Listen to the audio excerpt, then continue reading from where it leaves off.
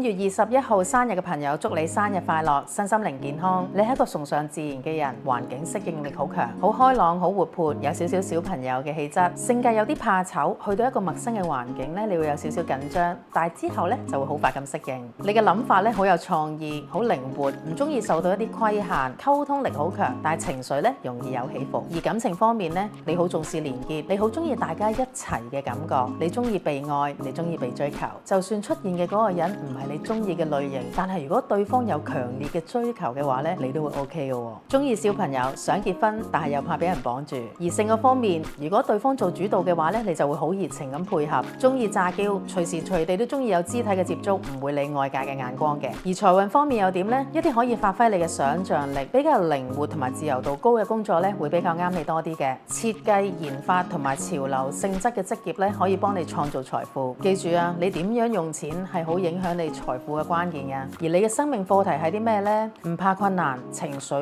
越管理得好嘅話咧，你嘅能量就會越大。同埋有一樣嘢，對錢咧唔好有偏見，錢唔係萬惡嘅根源嚟嘅。好好了解情緒同埋能量嘅關鍵，對你生命有好大嘅幫助㗎。